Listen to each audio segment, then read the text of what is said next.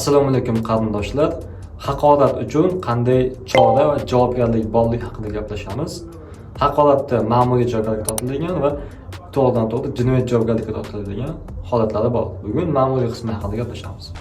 Sizda sha'ningizda va qadr-qimmatingizda qasddan kamsitish bu haqorat hisoblanadi va aynan unda sizning salbiy sifatlaringizni aytgan bo'lish kerak va haqorat aynan sizda o'zingizga qaratilgan bo'lishi kerak. Agar ommadan, jamoat joyida qilgan bo'lsa, bu mayda bezorilik hisoblanadi.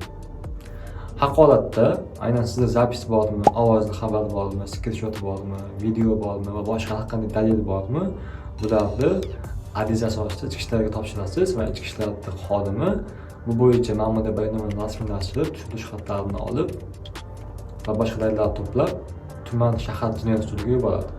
Tuman shahar jinoyat sudida ish holatlari o'rganib chiqib, sudda agar aybi tasdiqlanadigan bo'lsa, u shaxsga nisbatan haqorat bo'yicha demak ma'muriy jazo tayinlash haqida qaror chiqaradi. Bu aynan ma'muriy kodeksning 41-moddasiga ko'ra 8.240 mingdan 16.480 minggacha bo'ladi bugungi kun holatiga ko'ra.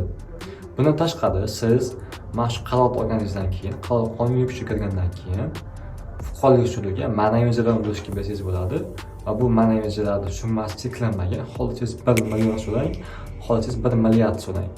Istagan summani olishingiz mumkin. Aynan shu holatlardan kelib chiqib, sizda siqilganingiz, ezilganingiz, ruhiy zarar olganingiz hammalarini hisobga olib, qat'iy summani belgilab beradi va ijro vaqti asosida MIBga o'tadi.